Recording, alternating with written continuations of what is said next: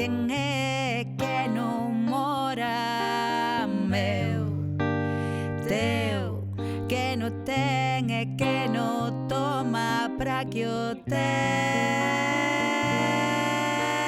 Toma, toma, toma parte, parte, reparte, partiu e sempre hai quen leva a mellor parte, quen sen nada ficou,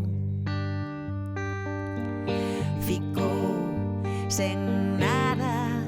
Traballa canalla, ficou sen nada. Traballa canalla e fora xentalla. Que vean un poco lo que es la vivienda, que es lo más esencial para los seres humanos, más que todo aquí en Galicia.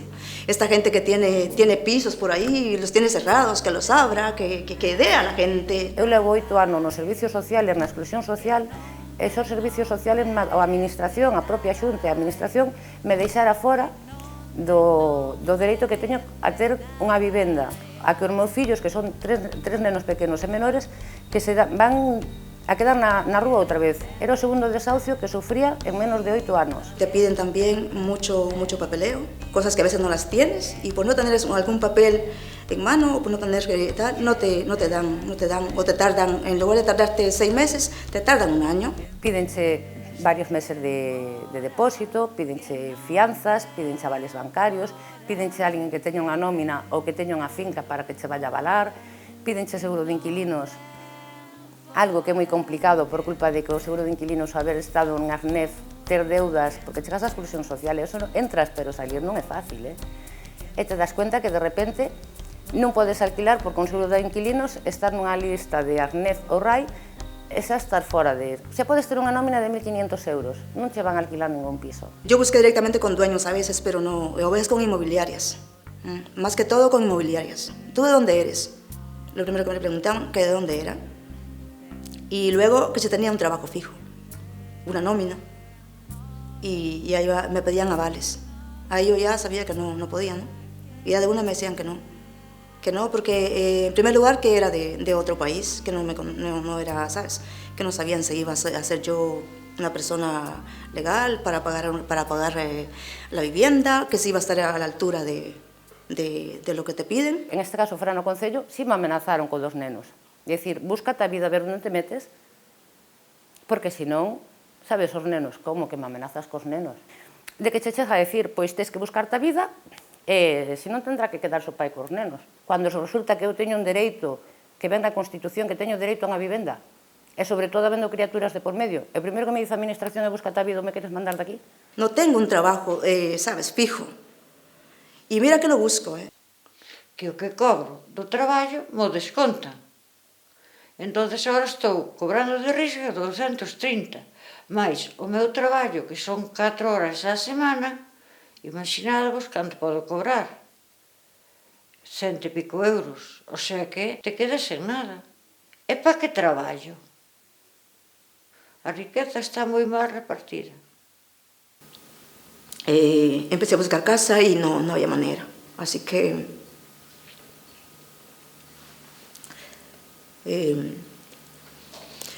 fui con la asistente social, me operaron y tal, entonces yo me sentía un poco baja de moral y triste, y yo creo que también tenía ansiedad, un poco de ansiedad, porque me cogió ansiedad y todo eso, pero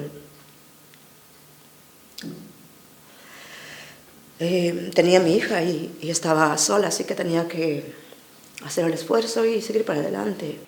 E a satisfacción de verte outra vez como persona, porque a vivienda é todo, e máis cando teis nenos, verte outra vez como persona, decir, necesito tomar unha semana de respiro, pero ahora estou preparada para volver á vida. Podes chegar ti a vivir na calle? Eu mesma podo chegar a vivir na calle.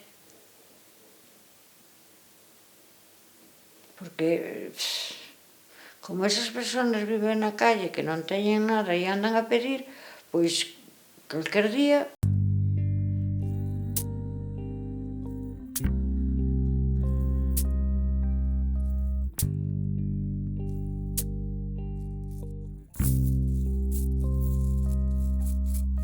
A vivenda é un ben social. Se nos paramos a pensar na pirámide de necesidades de Maslow, despois das necesidades fisiológicas está a seguridade. E ningunha persoa que non conte cunha vivenda pode estar segura. Non vai poder desenvolverse correctamente na integración ao empleo, na integración social, familiar, etc.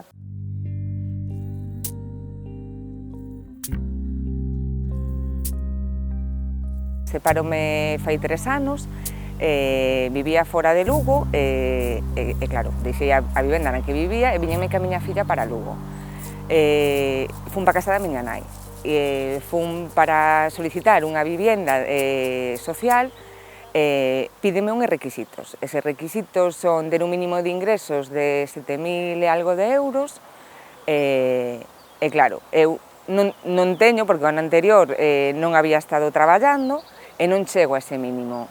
Eu non podo facer unha jornada completa porque teño que coidar a miña filla, non podo traballar para pagarlle a alguén para que me coida a nena. A miña nai estuvo maliña tamén, entonces, bueno, non me chegan os ingresos. A día de hoxe, aínda non teño acceso a esa vivienda. Aparte de pertencer eu a un grupo de persoas, a un colectivo, que teñen dereito a unha vivenda directamente, pero se non chegas a ese mínimo de ingresos, non che dan. O sea, se aceptan a túa solicitude, entras a un sorteo no que hai moitísimas personas e podeche tocar ou non tocar. Eu, de feito, coñezo casos de persoas, de chicas separadas que levan anos esperando por un piso de vivienda social. E despois, se che toca o piso, se tes a sorte de que che toca, ti tes que ter un mínimo de 2.000 euros para poder dar de alta auga, dar de alta luz, facer seguro de comunidade e seguro de piso. E a maiores, pagar o IBI cada ano. A parte dos gastos que poida ter ese piso, claro. Tamén sei de xente que tuvo que renunciar á vivenda por non ter eses cartos para poder entrar á vivenda. Nais separadas, con fillos ao seu cargo, como estou eu, non? O sea, que bueno, que é complicado. Se é difícil para unha sacar adiante un fillo, pero despois ter unha vivenda é moi difícil. É algo, para min, de momento, imposible. Non é un problema de cartos. Eu penso que os da baixo importamos menos, non? O sea, é máis importante pois as políticas que teñen eles de invertir os cartos, pois eso, pois en guerras, en armamento, pois en non sei, dá má sensación que a xente que menos ten é a que menos axudada está.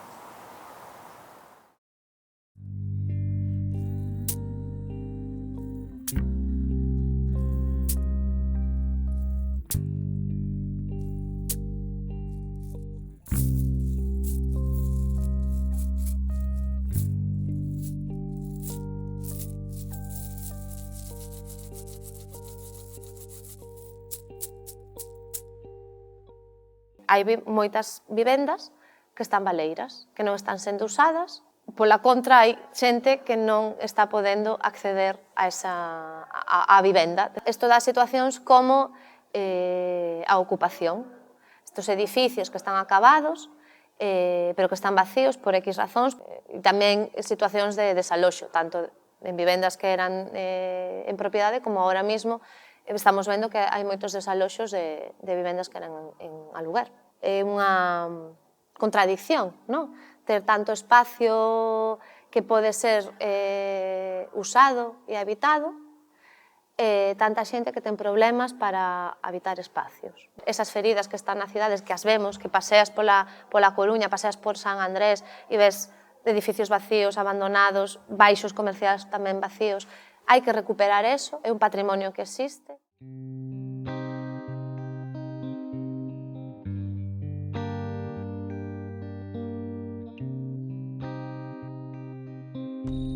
Venga, Marín, vamos. Venga.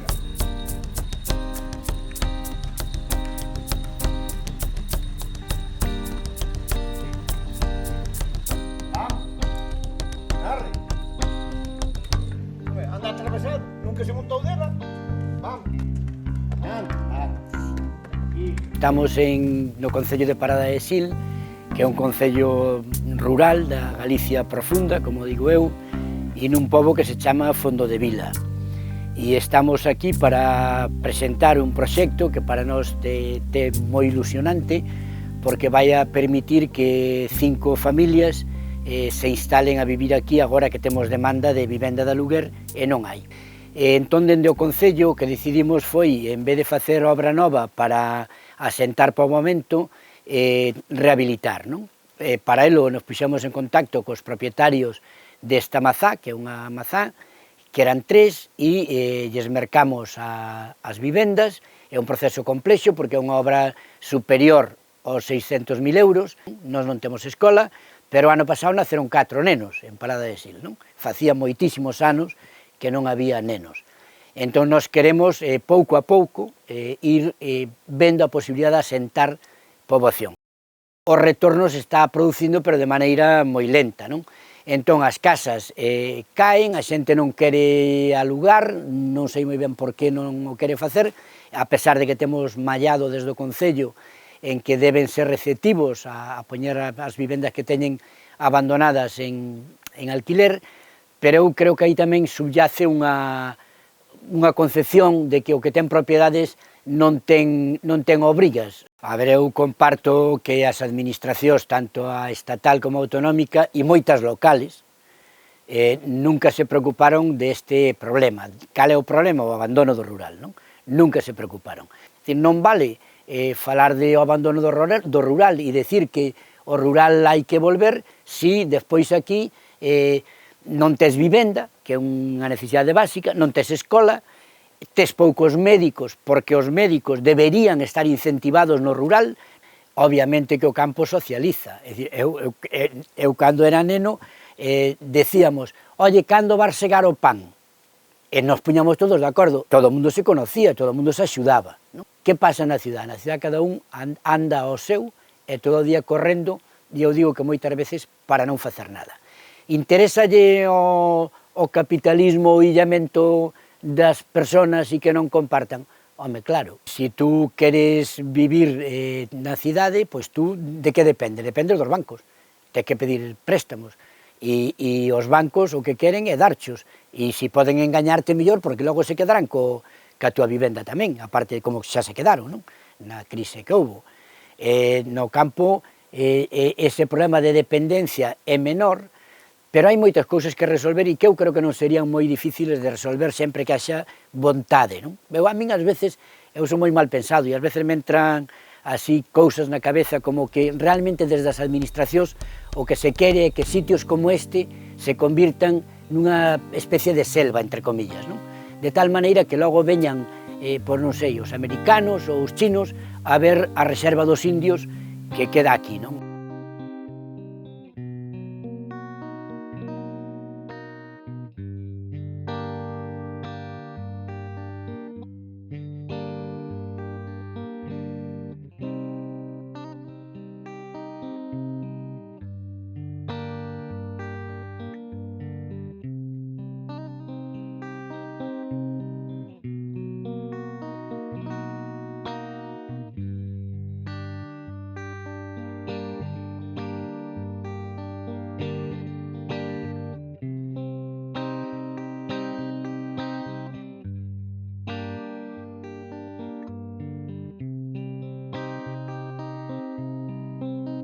Nestes momentos vive entre 2 millóns e 2.200.000 habitantes no eixo urbano atlántico e as previsións din que eses concellos van a seguir medrando en poboación e van a seguir medrando en participación na poboación de Galicia. Isto é a tendencia natural.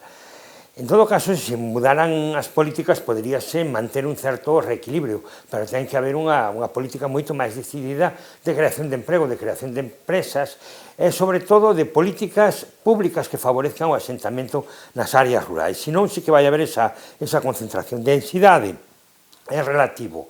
Dentro das cidades sí que hai unhas densidades de poboación moi altas. Hai unha enorme compacidade no interior de Vigo, da Coruña ou de Santiago, pois nos vamos a 60, 80, 100 habitantes por hectárea. Primeiro significa un problema, que hai unha enorme presión por ocupar o espacio. Entón o espacio sube de precio, é dicir, a xente necesita vivir, ten que pagar máis pola súa vivenda. Seguimos tendo un precio da vivenda moi caro. E o refuxio que había para que non fose tan caro, que eran os alugueres, Parece que se está rompendo un pouco, porque en algunha cidade, por exemplo, como en Santiago, comeza a haber moito aluguer turístico, moito fenómeno este de Airbnb, e iso está expulsando e está facendo incrementar moitos alugueros. Entón, isto, por decirlo de algún xeito, non é moi racional. En segundo lugar, o efecto das crises sempre é maior nas áreas urbanas.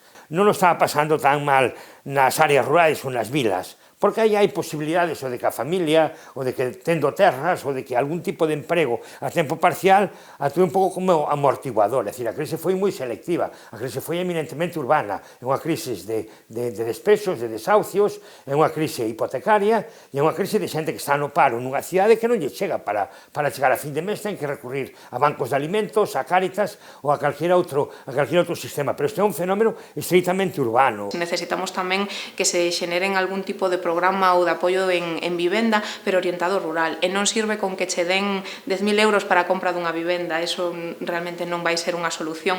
Eu creo que hai que facer plantexamentos desde povos que están vacíos, desde povos que están dispostos a acoller, a que chegue xente.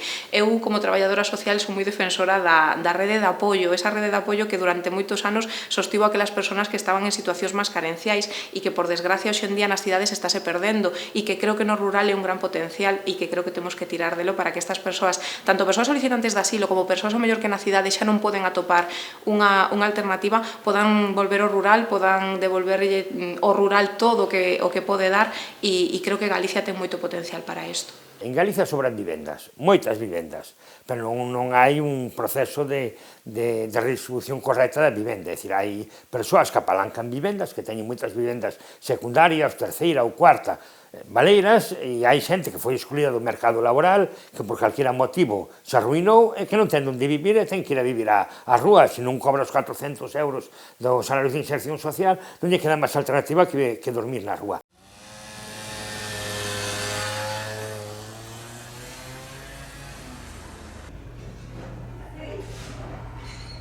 Eu non me criei nunha familia desestructurada ni nada semellante.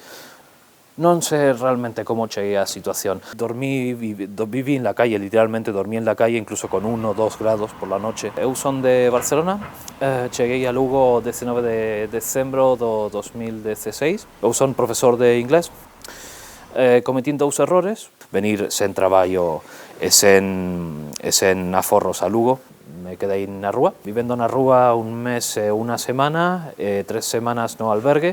O desarraigo de a pouco pasa isto, non? Persoas profundamente afectadas pola crise, o meu perfil, todos os ayuntamientos de España deberían permitir realmente a estadía permanente en un albergue. Creo que é inhumano deixar a unha persona na rúa con esta temperatura ou con calor, é inhumano. A clase política sabe perfectamente que está facendo as cousas mal, pero bueno, queren mantener os seus privilexios. Quen ten e quen non ten, quen ten merece o que merece ten, e quen non ten, quen non ten non merece nada, Horrible, é que eu de feito son a primeira que digo, eu se non teño casa, ocupo. O sea, é que o teño clarísimo. É que pareceme super injusto que este a xente na calle e os pisos pudrindo por dentro, porque iso é o que está pasando na Tinería. Os pisos non están habitados, meu irmão leva máis de 5 anos. Nestes 5 anos que meu irmão leva aí, hai moitos pisos arreglados como do meu irmão que están pechados. O sea, non sei como poden estar por dentro, evidentemente, pero é vergonzoso, é vergonzoso.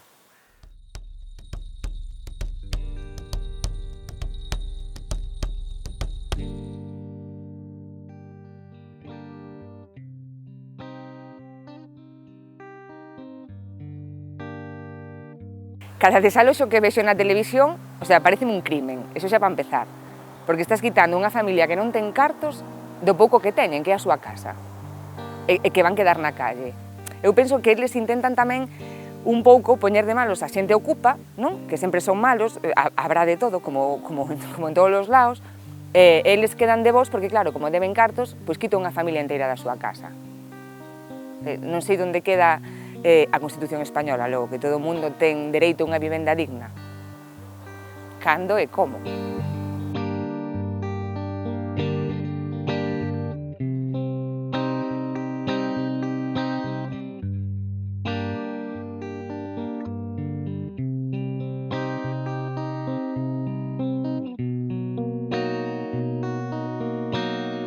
Foi por primeira vez planificar as políticas de vivenda, entendendo a vivenda como un dereito, non como unha cuestión de especulación nin de uso.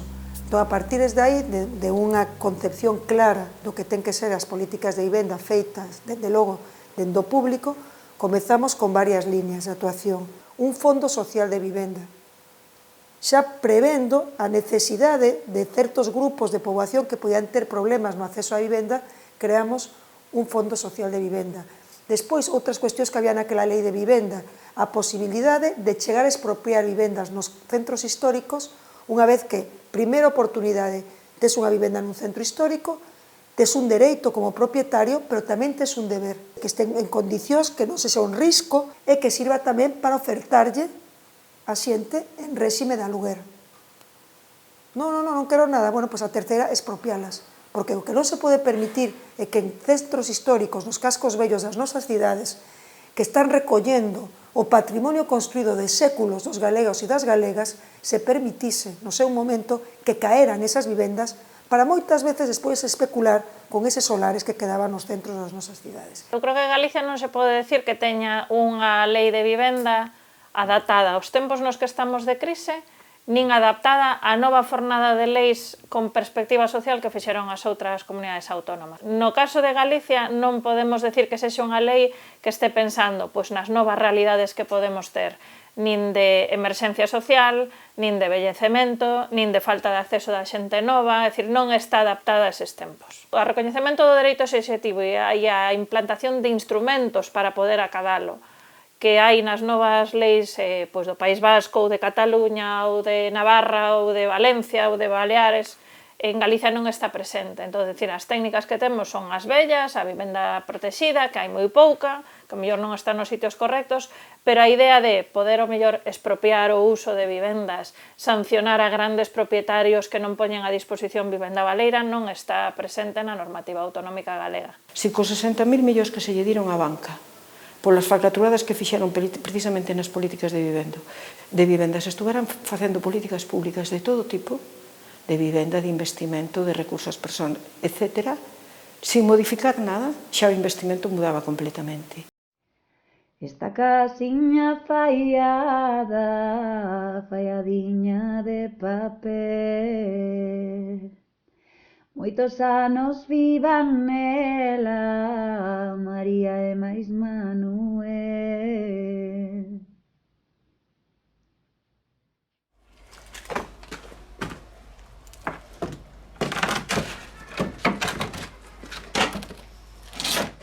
La propiedad no la discutimos, pero sí defendemos que la propiedad tiene que tener una función social.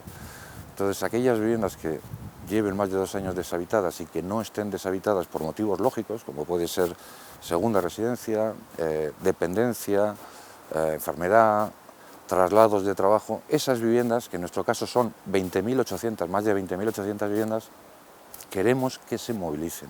No se las vamos a quitar a nadie, les decimos, señores, esas viviendas se tienen que movilizar. Nosotros, el Gobierno vasco, les damos la opción a ustedes de alquilarles las casas. Se las alquila el Gobierno vasco, no se preocupen, les damos hasta 600 euros mes por esas viviendas. Y no se preocupen por ellas, se las devolvemos a los 6 años. Si ustedes no nos hacen caso, no aplican, no entran en nuestros programas, pónganlas en alquiler, pónganlas en venta, hagan lo que quieran, muévalas, pero no las dejen vacías. Y si finalmente nada de eso funciona, vamos a empezar a exigirles el pago de un impuesto. Un canon que va a ser de 10 euros por metro cuadrado y que puede llegar hasta 30 euros. La idea es penalizar aquellas viviendas que están deshabitadas sin fundamento. Y si seguimos sin movilizar esas viviendas, en casos extremos iremos al alquiler forzoso y en el último de los casos a la expropiación temporal de uso. Maximizar los activos que una sociedad tiene, y la vivienda es un activo que la sociedad tiene que movilizar cuando hay tamén ciudadanos e ciudadanas que necesitan unha vivienda en alquiler. Temos unha crise da vivenda forte, pero vivendas sobran.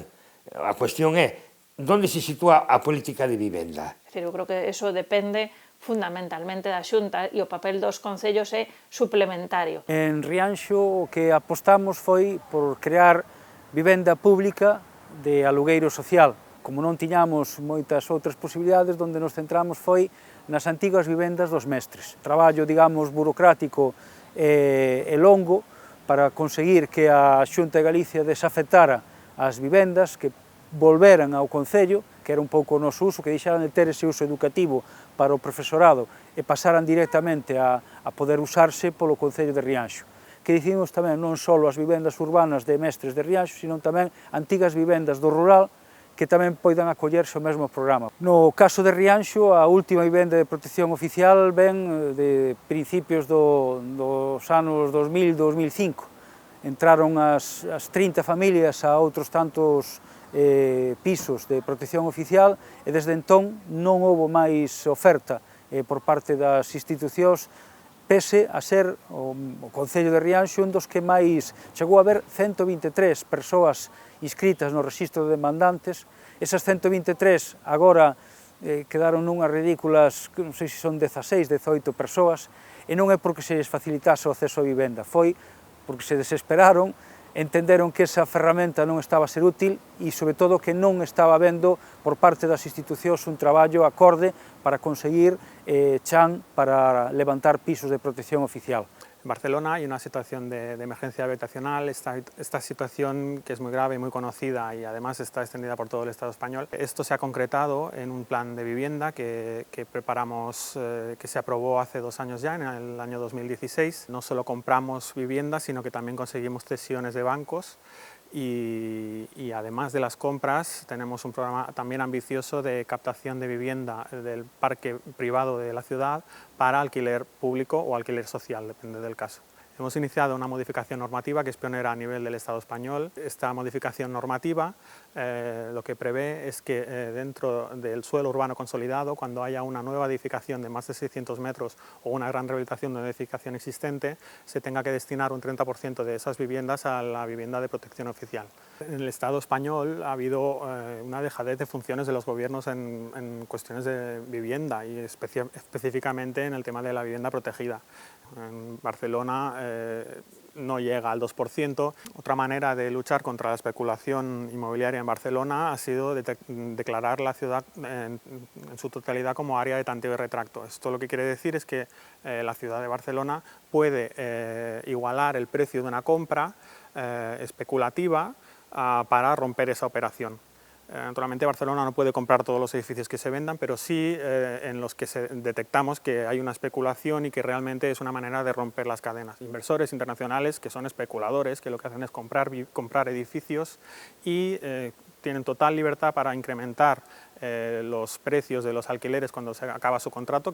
O que sucedeu que a anulación de polígonos de vivendas protegidas a fondos que se fixo nos xuzgados, que é un comportamento onde se entregou directamente vivenda protegida ocupada a fondos, non se trataba de colocar stocks de vivendas en ocupar, non? Fixose outra cousa que liquidar, digamos, vivenda de protección en mans públicas.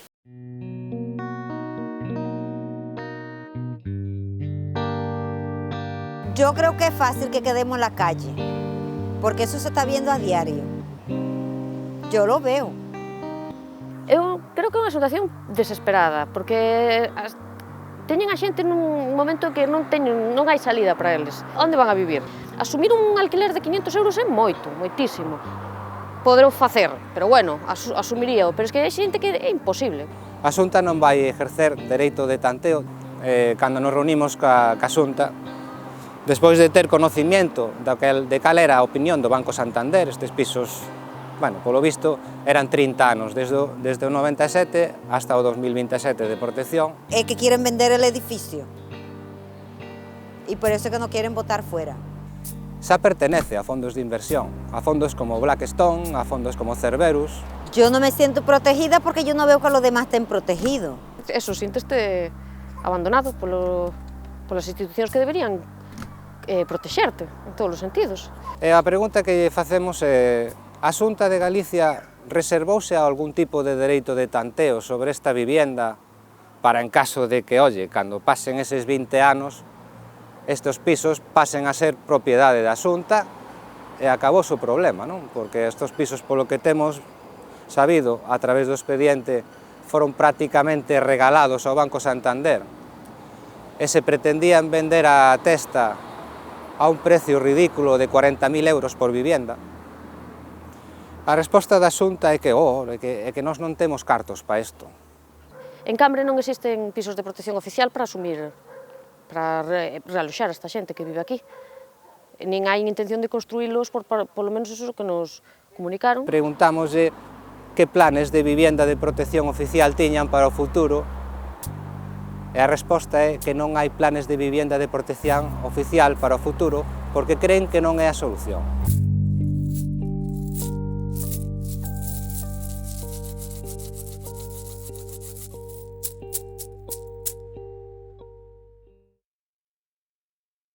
Botar a unha persona por impago da súa casa por un problema de impago, pois como ser humano, lóxicamente é unha situación dura que non debería darse. Galicia creo que podría ser un paraíso mundial e incluso efectos de exemplo de como se pode convivir con entidades de poboación de pequena entidade, con servicios próximos, con sistemas de transporte colectivo que non teñen que ser públicos, sino en espacios de tempo compartido, con aplicacións móviles, con internet. Ao final, é o mismo que se fixo en Galicia toda a vida, de axudarse a cuidar os cativos, pois se eu vou coas vacas ou se mañá eu teño que ir con médicos, e digamos, esa rede social de apoio, eu creo que é unha cousa fundamental que se perdeu. Esa rede social a administración a está perdendo. Desde fai moitos anos, e iso é unha tendencia mundial, digamos, o campo se abandona para concentrarse nas cidades, non?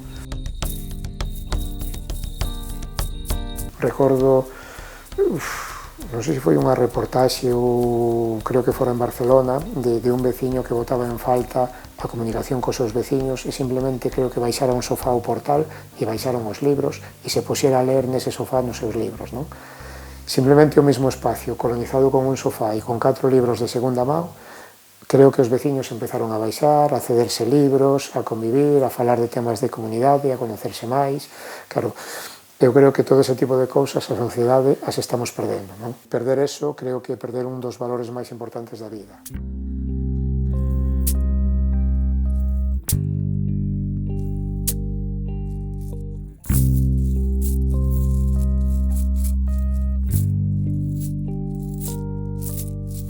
Políticas públicas de vivenda, que non é o mesmo que políticas de vivenda pública. Aquí políticas públicas de vivenda houbo sempre. Dende o franquismo hai política pública de vivenda. O que non houbo nunca foi política de vivenda pública. En 1957, José Luis Arrese, o ministro falanxista de vivenda, diga que era un país de propietarios, non de proletarios. Creo que Franco atribúeselle unha frase, non sei se a dixo ou non, pero atribúeselle a frase de que dicía un propietario máis, un comunista menos. Comezan os seus plans de construción de vivenda social, pero que era vivenda para vender. A partir de aí, chegan sempre unha política de promover a compra de vivenda. En España promoveuse sempre, durante as últimas décadas, a compra de vivenda.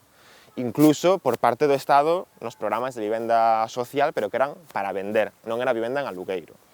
En España, ter unha hipoteca, un endevedamento hipotecario desgrava.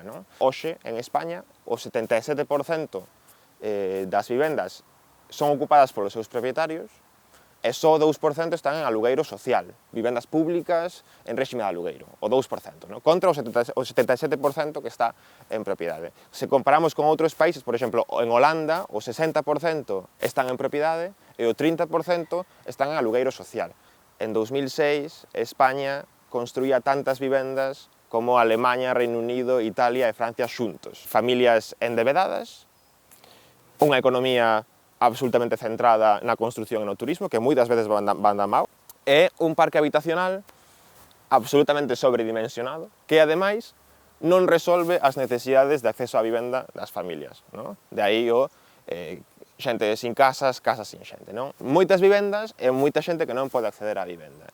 Por que a burbulla inmobiliaria é especialmente dramática en España? Porque aquí se dan unha serie de factores domésticos, internos e tamén externos internacionais. Sempre se apunta moito o tema da Lei do Solo de Aznar, a Lei do Solo de 1998. A Lei do Solo de Aznar foi unha condición necesaria para a burbulla inmobiliaria, pero non suficiente. É dicir, que se non houvese financiamento, se non houvese crédito, non se tería producido unha burbulla inmobiliaria. O que fai é convertir en urbanizable todo o solo que non tiña características para ser protegido. só era non urbanizable o solo que era protegido, e, por tanto, todo o demais, digamos que se convertiu a cidade nunha tábula rasa. Neses 20 anos, o número de vivendas medrou 470.000, pero o número de fogares medrou moitísimo menos, 260.000. Iso que se traduce moitas vivendas infrautilizadas, sexan segundas vivendas secundarias ou vivenda baleira. Segundo o censo de 2011, que é o último que hai, porque son censos decenais, son cada 10 anos, o censo de 2011 había 250.000 vivendas secundarias en Galiza e 300.000 vivendas baleiras.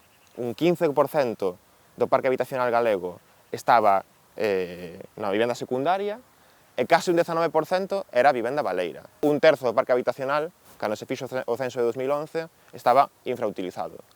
Evidentemente, non todas estas vivendas baleiras son froito da burbulla inmobiliaria. En Galiza temos un problema de abandono do rural e de moitas vivendas abandonadas no rural. Pero, evidentemente, se fixeron, se en 2011 había 470.000 vivendas máis que 20 anos antes e só 260.000 fogares máis, unha parte importante desa vivenda baleira, evidentemente, é produto da burbulla. Foz ten, creo que un 34% de vivenda baleira, e Foz é un exemplo da burbulla inmobiliaria. Do outro lado da ría, Barreiros ten máis un 60% de vivenda secundaria, e Barreiros tamén é un exemplo da burbulla.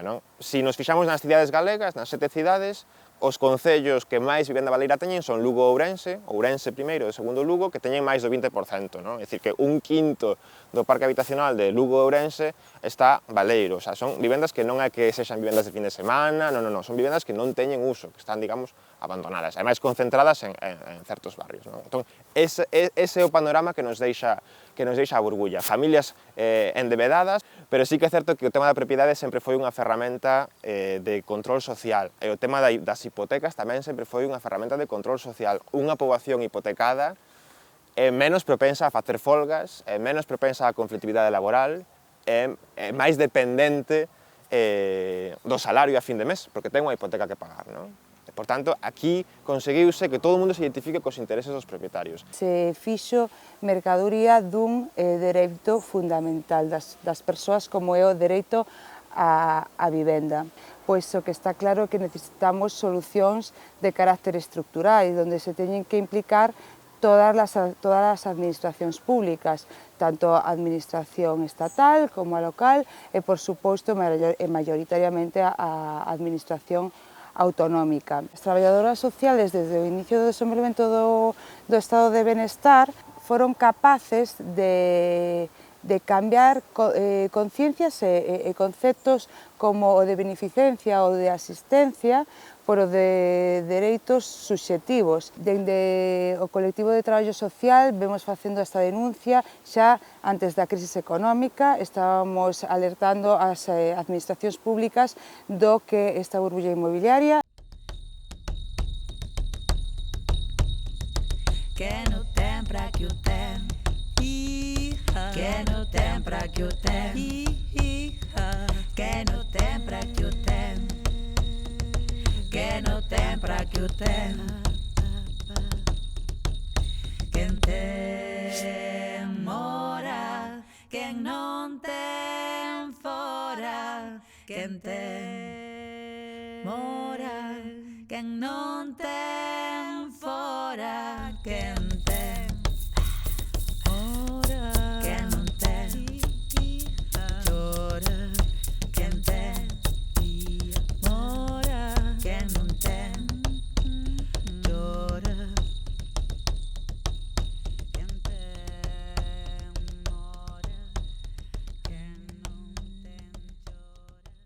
Tamén temos que pensar na comunidade onde se van establecer esas vivendas e de que forma se van establecer, porque necesitamos crear comunidades que, ademais de ter viviendas adecuadas, sean sostibles, sexan saudables.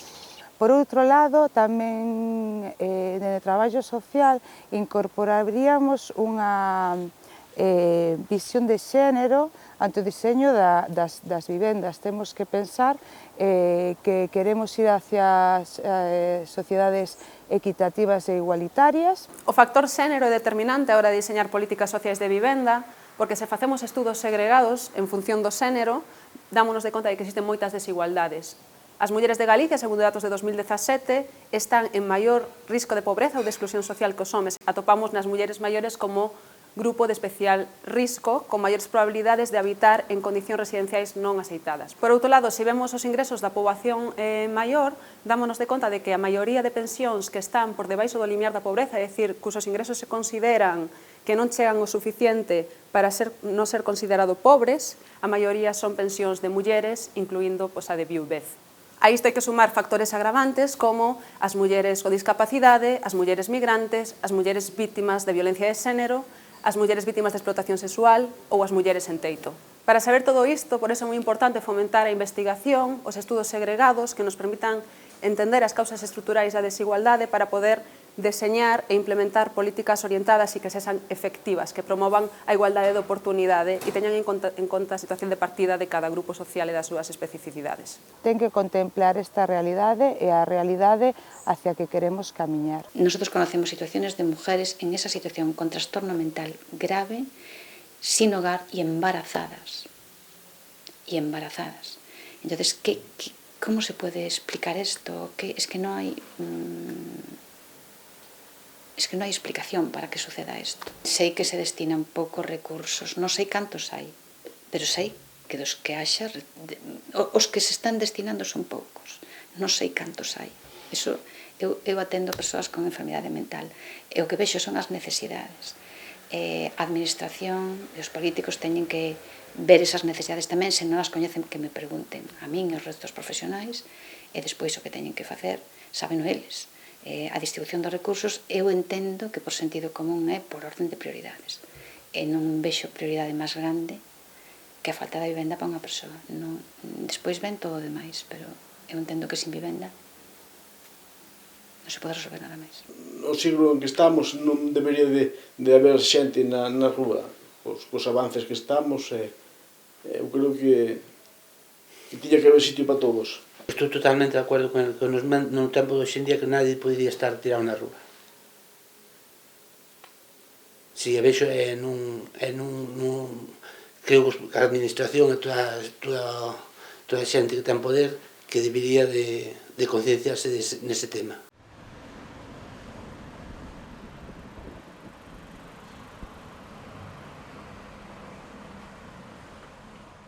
Ten que haber ordenación do espacio rural, e a ordenación comeza por fixar poboación. Iso sí que podría ir cambiando un pouco a base demográfica das áreas rurais. E ademais ten a peculiaridade do medio rural de que a vivenda ten un valor patrimonial importante. E ese valor patrimonial estáse perdendo. É que a poboación cada vez é máis urbana. A política, evidentemente, ten que ser unha política fundamentalmente de rehabilitación para manter un territorio ordenado e composta en valor. No rural hai moita vivenda abandonada, pero as persoas que viven no rural están abandonadas tamén. Estamos intentando achegar axuda ás persoas que teñen esta problemática de saúde mental grave no rural para que poidan vivir, continuar na súa vivenda e manter o seu grau de autonomía e non acabar na rúa.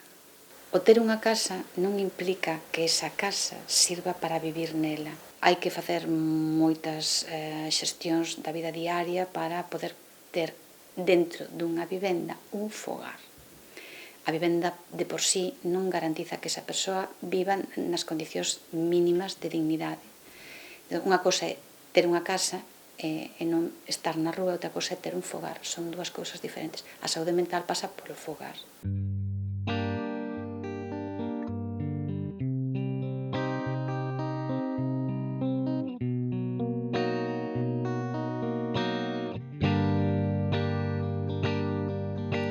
O dereito non é inocente ideolóxicamente. E os mesmos esforzos que se fixo no dereito para construir teorías moi complexas para xustificar a protección de dereitos propietarios, a propia propiedade, ou a liberdade de empresa, se pode facer para xustificar e construir as garantías dos dereitos sociais. E evitar esas situacións de desarraigo, esas actuacións absolutamente violentas. Cada quen co seu anaco de responsabilidade, o seu anaco de financiamento público, debemos actuar para conseguir que o dereito á vivenda sexa unha realidade. As axudas económicas actualmente que pode haber en materia de vivenda, naqueles casos de desafiuzamento, pois sería o bono social. É verdade que o bono social neste momento xa non se adecua á realidade do coste da vivenda, é dicir, a vivenda non pode superar 400 euros e agora mesmo as vivendas de 400 euros cada vez escasean máis ou estamos entrando a vivendas en mala calidade. La Risca, PIRMI, dependiendo de la comunidad autónoma, pues tiene un nombre u otro, pero son migajas, ¿no? Eu creo que non hai que obrigar as persoas, é que sempre, o proxecto de renta mínima ten unhas obrigacións, isto ten outras obrigacións, eu creo que as persoas teñen que sentirse libres de escoller como queren vivir e con quen queren vivir, eu creo que é o mismo que nos pode pasar a ti ou a min. Cando traballas con persoas que cobran o mellor 450 euros ao mes e as que se lle exixe que vivan independientes nun fogar independiente alugado, faise moi complicado que unha persoa con eses ingresos poida facer fronte a alugueiros de 300, 400 euros. Non hai maneira de que atopen unha solución digna ao seu problema. A propia administración, que é a que lle dá os cartos que se supón que son os mínimos para cubrir as súas necesidades primarias, di que eses cartos mínimos non son suficientes para poder facer fronte a un alugueiro. Dende que entrara en vigor en xaneiro do ano 2014 a Lei de Inclusión Social de Galicia e ata que a comezos do ano 2019 se aprobou o decreto que a regula, a lei non permitía que dúas persoas perceptoras de risga conviviran no mesmo domicilio, aínda que non tuveran relación nin familiar nin asimilable. O problema que nos atopábamos era que tipo de persoas queren compartir piso dunha determinada idade, co cal tiñan moitísimos conflitos para poder atopar unha vivenda na que non houbera ninguén que estivera cobrando risga, por non falar do problema que implicaba en canto a protección de datos, porque viñan, mira, podeme mudar este domicilio? Ti non podes revelar se hai outra persoa ou non hai outra persoa percibindo risga. 35.000, 40.000 personas en la calle, viviendo en la calle. 35.000, 40.000 personas cuyos derechos humanos están siendo violados. Debe haber dereitos de primeira e de segunda. Si hay prestaciones es precisamente para mantener a la gente sedada.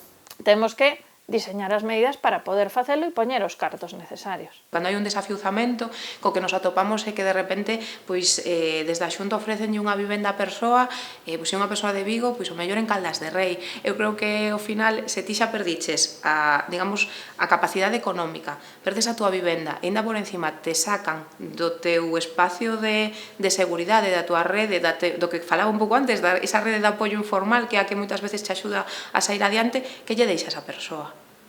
Teve um sorteio, eu fui sorteada e me chamaram dizendo que tinha me tocado o piso. Estava muito contente porque eu estava agradecida, né? Porque eu pensei, me tocou a vivenda, eu agora vou sair do aperto, porque 4 filhos já.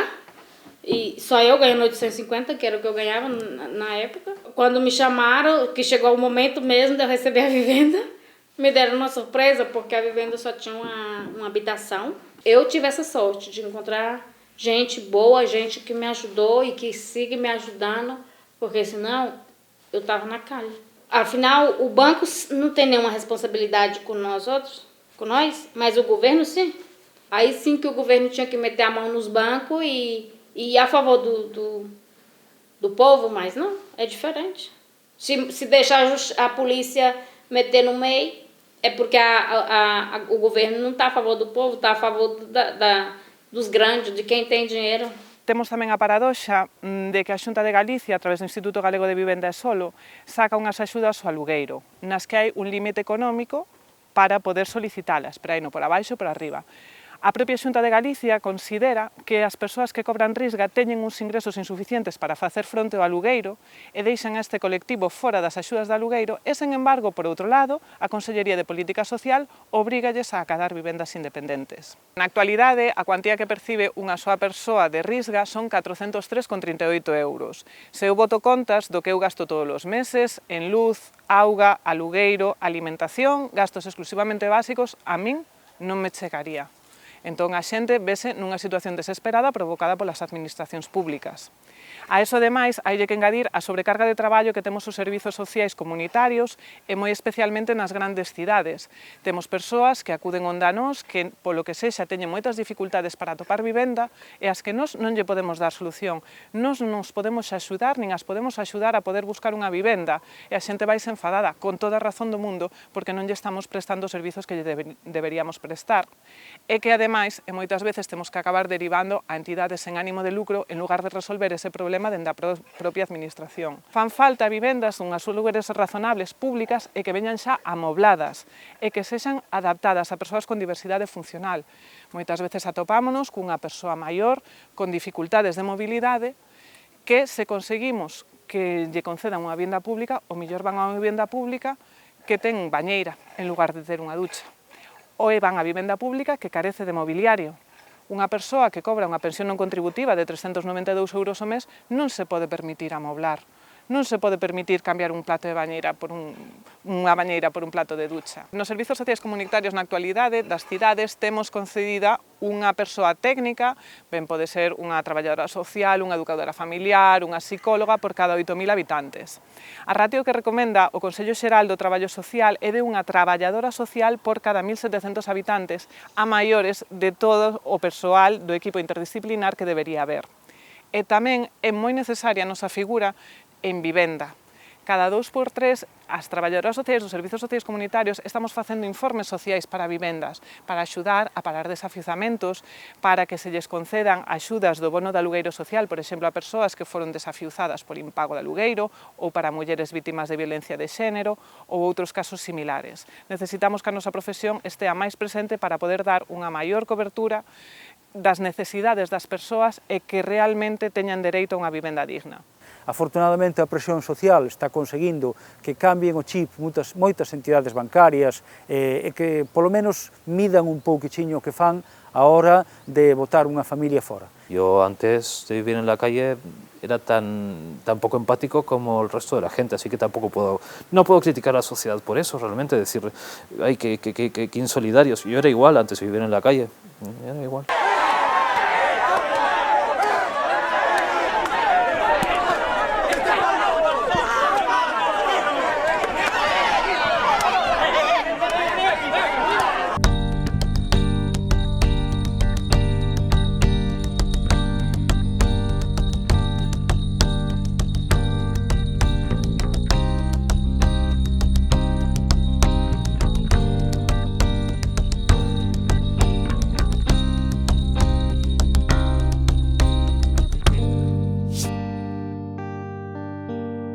Se nós non entendemos as causas sociales e os problemas económicos e os problemas políticos que teñen que ter outra solución máis alá da individual, pois evidentemente é o que dicía antes, poñemos o foco na vítima e esta persona é a culpable de non encontrar trabajo, ou esta persona é a culpable de non pagar este aluguer ao banco, ou esta persona é que é un vago ou unha vaga.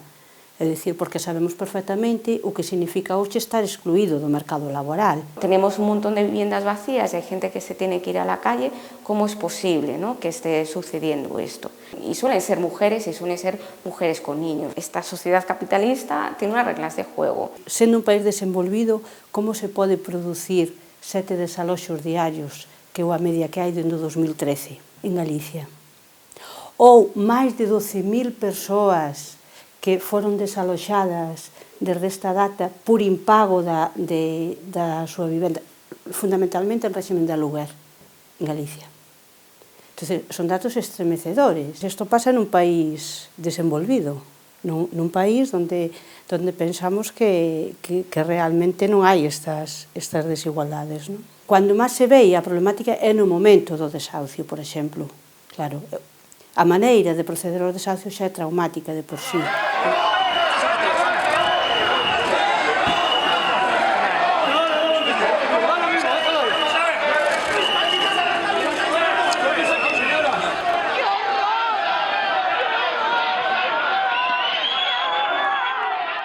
E se tes incluso menores, imagínate como esa situación se dá. non? Eu creo que ten moito valor, e si que o quero destacar, todo o que tuvo que ver cas plataformas ou as distintas asociacións desto desahucios, non?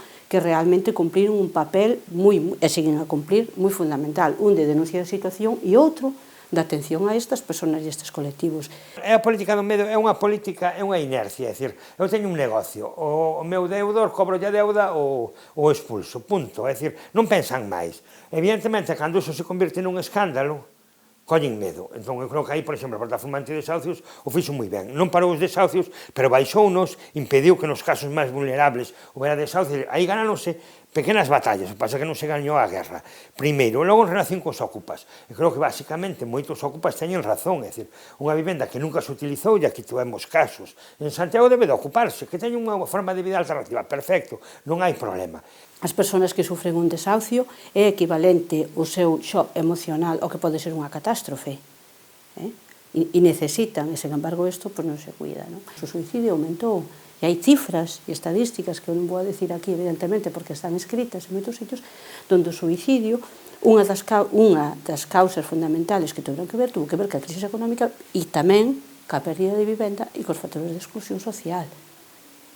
E iso son evitables. As situacións de senteito sabemos que crecen en toda Europa porque o modelo social e económico vai excluindo a xente da prestacións de servizos ou da vivenda ou dos dereitos fundamentais. Dende a educación social consideramos moi importante visibilizar ese artigo da Constitución Española que nos fala de que todas as persoas temos dereito a unha vivenda digna e que non se está a cumplir. Estamos falando de dereitos fundamentais que temos obriga de protexer e garantizar as administracións públicas, que temos que dotar de recursos específicos para facelo e temos que previr os atentados de odio que sufren as persoas sin fogar e non afondar no estigma. Que con esta xente se traballa en comunidade, se traballa en rede, porque entre todos se pode axudar a subsanar estas situacións de vulnerabilidade e de risco de exclusión social. Toca de cheo no papel fundamental que faen os medios de comunicación, porque habitualmente, pois eso, sacan casos absolutamente descontextualizados das causas, asociados a problemas de conflictividade ou inseguridade cidadá, que estigmatizan e promoven que se adopte unha actitude defensiva ou de expulsión directa do espacio público das persoas sin fogar ou mesmo de violencia sobre as persoas sin fogar. Que non sea egoísta, jolines, que intente arriesgarse, porque dicen que no me va a pagar. Es que sí le va a pagar, si tiene él, ¿sabes? Que sí le va a pagar y que si tal, mira, aquí compro vivienda, por ejemplo. Yo veo que va todo muy bien porque se ocupan, hacen las cosas, pero no las dicen, las hacen. Familias que llegan a una situación de desesperación, de mañana, el mes que viene me desahucian y no tengo a dónde ir, no encuentro una vivienda, no tengo quien me apoye, no tengo quien me acompañe, tengo niños, vamos a acabar en la calle. Y la estabilidad muchas veces se da con una vivienda, con un techo, con una casa que hacen su hogar. Y desde ahí es donde empieza el trabajo. Dependemos de un propietario que nos alquile, de una inmobiliaria que quiera colaborar con nosotros e muchas veces eso es complicado. Se non empezamos a facer un sistema que sexa sostible no tempo, sí que nos vamos a topar cun grave problema. Teño a sensación de que para os afortunados, para os que teñan como fortuna. E se non tes fortuna, pois non podes. Non podes e tes que seguir vivindo no precario. Recursos humanos moi poucos. En xeral, non se pensa no benestar das persoas, non hai unha perspectiva da outra realidade.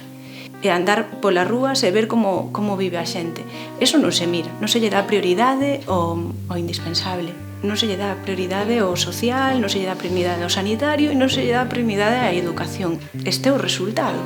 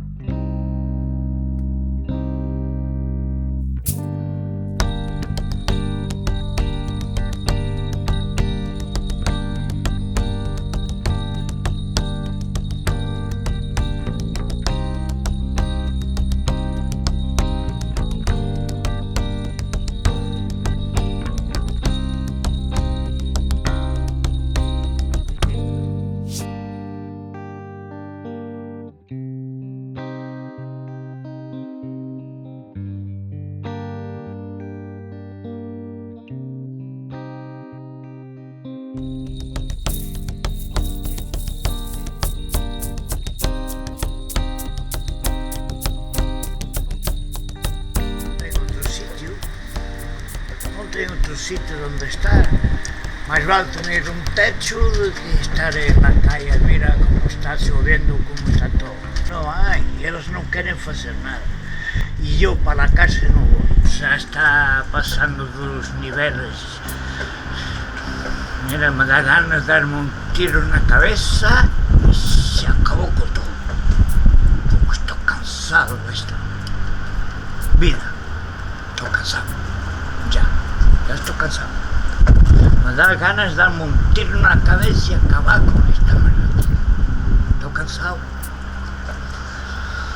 No hay que ir a comer a las monjas, hay que ir a comer a la... y a dormir acá. Si tienes algo, a compañía viene. Si no tienes nada, compañía no hay. Si no tienes nada, nada mismo, no tienes nada, a compañía no viene. ¿Dónde dormimos?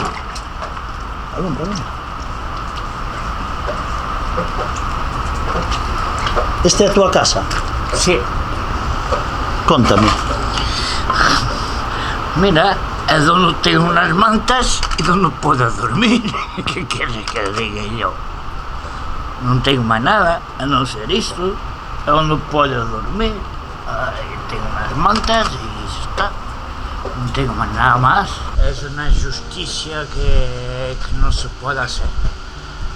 Mira, yo ahora, por ejemplo, no he comido todo el día. Y voy a pasar hasta la noche sin comer. Pero bueno, es la vida que tengo, no hay otra manera de ser. La vida que tengo, no puedo. A veces voy ahí al bar de arriba, me doy un sándwich y tal. Bueno, es la vida que tengo, no hay otra. No hay otra. Mira, robar no sé, y robar no quiero. Eso está. No tengo otra cosa.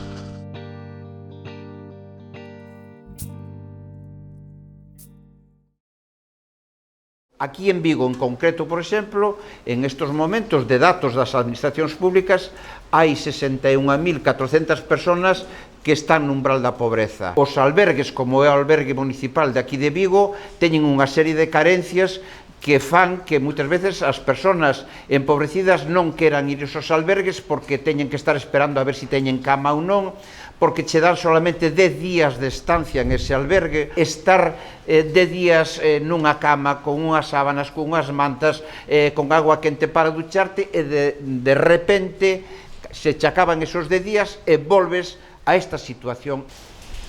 ¿Qué te pasa? Que cuando consigues entrar al albergue no piensas que tienes 10 días por delante, piensas que te quedan 9, que te quedan 8, que te quedan 7 y que vas a acabar en la calle. Con esta inseguridad nadie puede salir adelante. Y a mí lo que me ayudó mucho fue la gente del barrio, no las instituciones, sino las personas.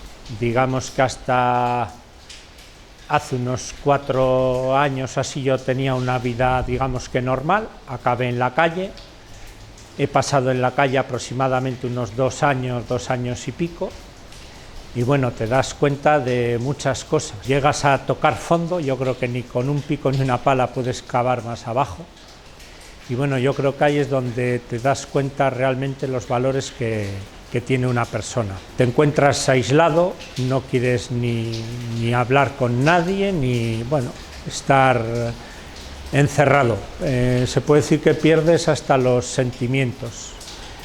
Vas a cruzar una calle y te da igual que venga un coche o que no, que te pase por encima o no te pase, parece que estás muerto en vida.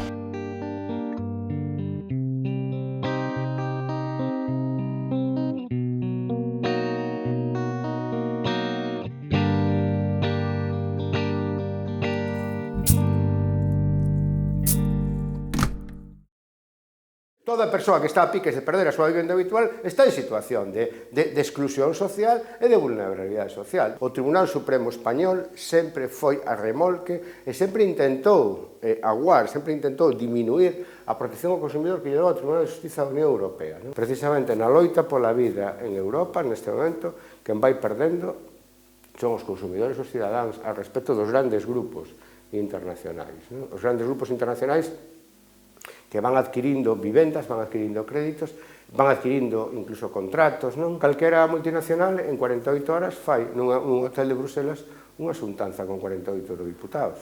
Porque toda vivenda debería aportar á comunidade máis do que lle quita. As políticas de vivenda non deben estar na batalla electoral, teñen que pactarse e quedar fora, e ser políticas sociales, e políticas de patrimonio e de rehabilitación. Eso é fundamental.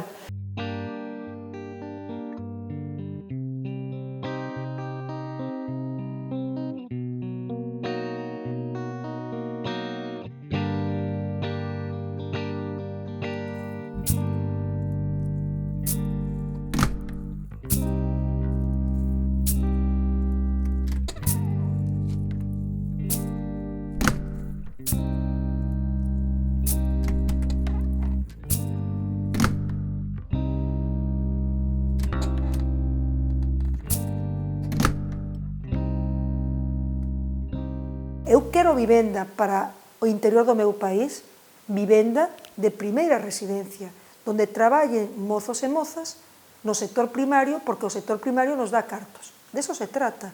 E xa empeza a haber movimentos onde hai unha reversión deste proceso e que vamos a ir a modelos máis tranquilos, escapando un pouco desta globalización e buscando máis o microproyecto e ese aspecto humano máis cercano no que ao final todos estamos demandando. As cooperativas, o co-housing, que está ahora moito, digamos, de moda, non?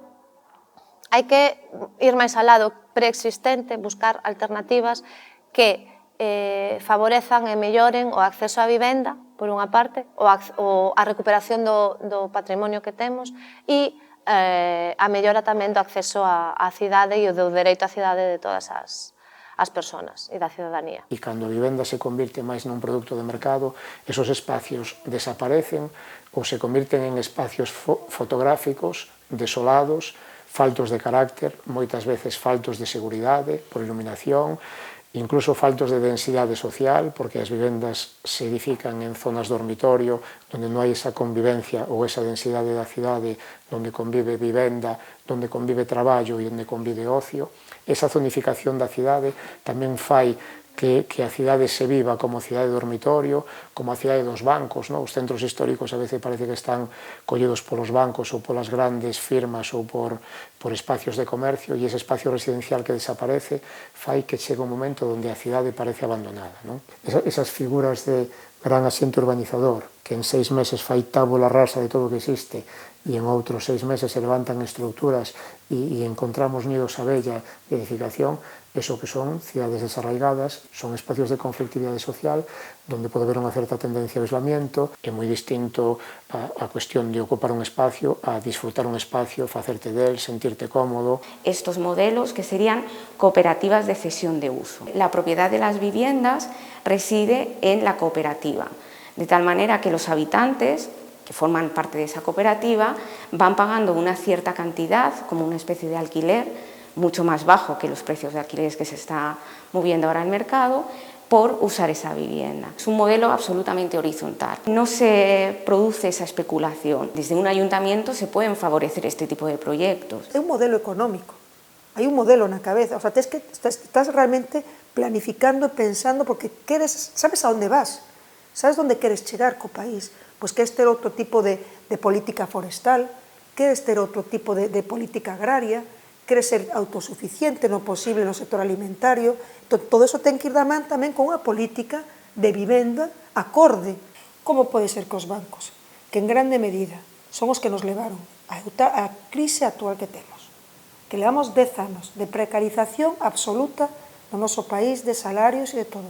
Como pode ser que ainda a día de hoxe nin devolvesen os recursos públicos que foron para eles? Unha sociedade rica non pode estar botando as familias fora e deixalas sin fogar. Todo o mundo ten que ter dereito a fogar. A Constitución di que todos temos dereito a vivenda e iso ten que cumplirse. Ese é o problema da vivenda. A vivenda ten que ir sempre da man dun modelo económico. Da dignidade os que teñen fame, e os que teñen fame teñen dignidade. E eu son das que penso que un mundo moitísimo mellor organizado non sería non só máis xusto, sino máis feliz para toda a xente. As mulleres sabemos moito deso, de como con pouco facer moito. Primeiro é o desleixo, é dicir, deixaron que as forzas do mercado que ese día actuaran. As forzas do mercado tenden a concentrarlo todo no eixo urbano atlántico, nos espacios urbanos. A vivenda sempre ten que reflectir e recoller o que a sociedade é, dinámica e diversa. Ou construímos unha sociedade máis xusta ou o que vai a impregnar esta sociedade é a violencia e o medo. E iso xa sabemos o que dá de sí.